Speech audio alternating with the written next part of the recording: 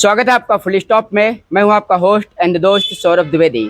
चित्रकूट के संत समाज से परिचय और वर्तमान राजनीतिक परिदृश्य में जनसंख्या नियंत्रण को लेकर के एक चर्चा हो रही है, समान नागरिक संहिता कानून पारित करने की बात हो रही है, उस पर ही आज हम बात करेंगे महंत वरुण प्रपन्नाचार्य जी महाराज से। स्वागत है आपका फुल स्टॉप में। जी नमस्कार, सभी को जय श्री राम।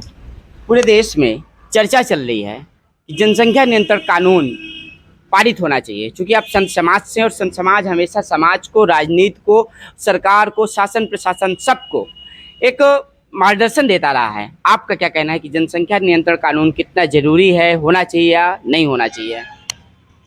जनसंख्या नियंत्रण कानून जो है के विषय में अगर सरकार ने सोचा है तो जनसंख्या किनकी बढ़ रही है इस विषय पर विचार करने की आवश्यकता है, और किस धर्म की, किस वर्ग की जनसंख्या किस हिसाब से बढ़ रही है, पिछले 10, 20 या 50 साल में किन धर्मों की संख्या ज़्यादा बढ़ी है। तो अगर इस विषय पर लेकर जो है गवर्नमेंट कुछ कार्य करेगी तो ठीक है। और सिर्फ जो है सिर्फ एक कानून बना देने से जनसंख्या नियंत्रण के लिए जो है तो समाज में बहुत सारे रिश्ते हैं वो ख़त्म हो जाएंगे। रिश्ते कैसे खत्म हो जाएंगे महाराज जी? जैसे अभी सरकार का प्लान है कि मतलब जो है ऐसे वो चल रहा है, जो चल रहा है वर्तमान, 2 बच्चे आएंगे तो अधिकतम 2। तो अगर 2 बच्चे होंगे तो ये चाचा चाची वाला जो कॉन्सेप्ट है और जो मौसा मौसी वाला कॉन्सेप्ट है ये तो खत्म हो जाएगा। रिश्ते तो समाज की एक सुरक्षा घेरा होते हैं। जब व्यक्ति को कभी कोई समस्या होती है तो सबसे पहले अपने जो है परिवार से सहायता मांगता है, और फिर परिवार के बाद फिर समाज सहायता करता है। तो बहुत सारे रिश्ते तो ऐसे ही ख़त्म हो जाएंगे। और वर्तमान जो जीवन परिदृश्य चल रहा है तो आप देखिए कि समाज एकीकृत होते चले जा रहे हैं, परिवार एकीकृत होते चले जा रहे हैं। एकीकृत परिवार होने के कारण जो है सामाजिक बहुत सारी घटनाएं घट जाती हैं। जैसे हमारे परिवार की, समाज की कोई बेटी है तो अगर वो कहीं बाहर घूमने जाती है तो अगर उसके पास कोई चाचा चाची या फिर उसका भाई भतीजा है तो वो उसके साथ जा सकती है और वो समाज में सुरक्षित भी रह सकती है। और बेटियां आजकल कहती हैं कि क्या हम अकेले सड़क पर नहीं जा रहे हैं। अभियान भी चला था। अगर हम तो चित्रकूट में रहते हैं, अगर दिल्ली की बात करें, महानगरों की बात करें, तो आधी रात को कहती हैं रात को 12 बजे सड़क हमारी है, हम अकेले जाएंगे, बेधड़क बिना भय के जाएंगे और कोई हमारा कुछ ना करे। ऐसे कैंपेन चलते हैं। देखिए जो है हमारा समाज कभी इतना असुरक्षित नहीं रहा जितना अब असुरक्षित हो गया है। हमारे समाज में ये जो दुर्भावनाएं आती जा रही हैं कि एक महिला अकेले नहीं जा सकती है, पहला ऐसा हमारा समाज नहीं था। लेकिन जब से ये चलचित्रों के द्वारा, पिक्चरों के द्वारा जो है आप जो समाज को दिखा रहे हैं, समाज उसका अनुकरण कर रहा है। और जैसे अभी कल परसों में एक घटना हुई दिल्ली में, एक लड़की के ऊपर जो है एक तेजाब डाल दिया एक लड़के ने। आखिर ये विचार लोगों के पास आते कहाँ से हैं? जब ये बच्चे जाकर मूवी थिएटर्स में जो है ऐसी पिक्चरें देखते हैं और इसी हिसाब से वो काम करते हैं। उन्हीं में तेजाब डालने का काम, उन्हीं में ऐसे दृश्य दिखाए जाते हैं। हमारा फिल्म इंडस्ट्रीज जो है वो समाज को विकृत करने का एक बहुत बड़ा योगदान है। अब महात्मा गांधी कोई नहीं बनना चाहता है, सुभाष चंद्र बोस कोई नहीं बनना चाहता है, लेकिन आप अगर चलती गली में देखिए तो शाहरुख खान की फोटो, मतलब शाहरुख खान की कटिंग कटाए आपको 10 जवान मिल जाएंगे। वो शाहरुख खान बनने चाहते हैं, ऐश्वर्या राय बनना चाहती हैं लड़कियां, लेकिन महारानी लक्ष्मीबाई कोई नहीं बनना चाहती है।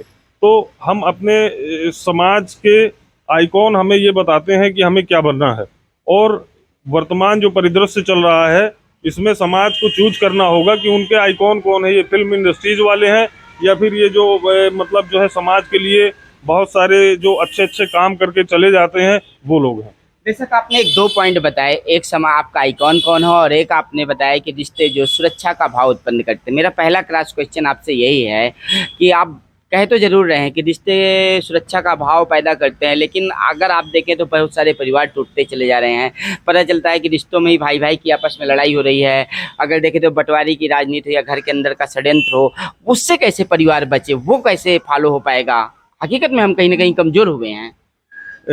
ये जो आज घर घर की समस्याएं हैं तो वो इसी तरीके से बढ़ती चली जा रही हैं। जैसे एक सीरियल आता है कहानी घर घर की, जी जी। तो उसमें जो है जैसे वो कहानी घर घर की समाप्त तो नहीं होती, इसी तरीके से ये हमारे देश की समस्या इसलिए नहीं समाप्त हो रही है क्योंकि हमने अपने आदर्शों में भाई के रूप में कभी लक्ष्मण को माना नहीं, हमने अपने बेशक। भाई के रूप में अपने बड़े भाई को कभी भरत जाना ही नहीं। तो सही बात। समाज में एक रूपता कैसे आएगी? हमारा देश राम और कृष्ण का देश है, जिन्होंने सबसे पहले अपने परिवार के लिए सर्वस्व त्याग किया। महाराज राम ने क्या किया था? भगवान राम ने अपने पिता के लिए अपना राज्य छोड़ दिया। बेशक बेशक सही हाँ, बात है। किसके लिए? सिर्फ भरत के लिए।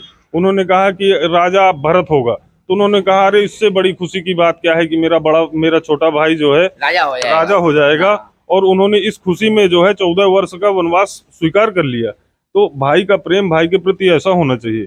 लेकिन जब महाराज भरत आए अपने राज्य में, उनको पता चला कि मेरी वजह से मेरा भाई वन में चला गया है, तो उन्होंने सब कुछ त्याग दिया, यहाँ तक कि अपनी माता का भी त्याग कर दिया। एक सन्यासी जीवन की तरह राजा सन्यासी जीवन जीने लगे और अपने भाई को मनाने के लिए अयोध्या जी से और चित्रकूट तक वो लेटे हुए आए थे। और जब भगवान के पास यहाँ पर आए तो उन्होंने कहा कि मैं आपका अपराधी हूँ क्योंकि मेरी वजह से आपको जंगल में आना पड़ा है। तो भाई का तो प्यार ऐसा होना चाहिए भाई के लिए कि एक भाई अगर त्याग कर रहा है तो दूसरे भाई को भी सब कुछ त्याग देना चाहिए अपने भाई के लिए।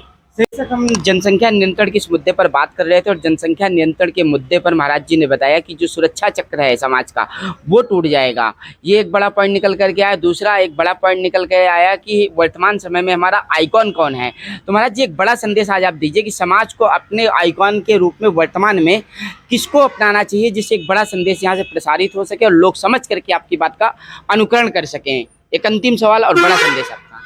देखिए, जो है समाज में आइकॉन जो है उस स्तर का होना चाहिए जिसको आप देख सकें, जिससे आप मिल सके।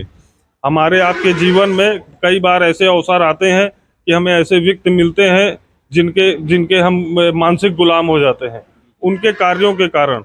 वो हमारे ही समाज में, हमारे ही जिले में, हमारे ही गांव में रहकर ऐसे कार्य करते हैं जिनके कारण हमारा जो हृदय है उनकी ओर झुक जाता है। कई बार ये ऐसे टीचर हो सकते हैं जो फ्री में एजुकेशन बच्चों को देते हैं, गरीब बच्चों को पढ़ाते हैं। कुछ ऐसे डॉक्टर्स हो सकते हैं हमारे लोकल में जो फ्री में किसी की सहायता करते हैं, उनको मेडिकल ट्रीटमेंट उपलब्ध कराते हैं। बहुत सारे ऐसे भी लोग होते हैं जो प्रकृति प्रेमी होते हैं। गांव में हमारी प्रकृति, हमारा वातावरण स्वच्छ रहे, इसके लिए प्रयास करते हैं। हमें ऐसे आइकॉन की आवश्यकता है जिनको कार्यों को हम देखें और सीखें और स्वयं करें। बेशक। तो महाराज जी ने एक बड़ा संदेश दिया है कि श्री राम और श्री कृष्ण के इस देश में जो रामायण की परंपरा है, जो गीता की परंपरा है, जो संत समाज की अपनी एक परंपरा है, ऐसे व्यक्ति आइकॉन हो सकते हैं जो एक सकारात्मक ऊर्जा प्रदान करें और जिनके कार्यों से आपको समाज में रह करके अच्छे कार्य करने की प्रेरणा मिले, ना कि आप अवसाद की तरफ चले जाएं और सरकार और जो शासन है, जो प्रशासन है, वो समझे कि जनसंख्या नियंत्रण के जितने फायदे गिनाते हैं आप, उसका नुकसान भी बहुत बड़ा है। वजह बिल्कुल साफ है कि जागरूकता तो हो सकती है और संतुलन स्थापित करने के लिए आपको अन्य तमाम उपाय अपनाने पड़ सकते हैं, लेकिन महज नियंत्रण और प्रतिबंध से किसी भी मुद्दे का हल तो नहीं लाया जा सकता है। बने रहिए हमारे साथ, एक बड़े शोध में निरंतर हम ऐसी शख्सियत से आपको मिलाते रहेंगे।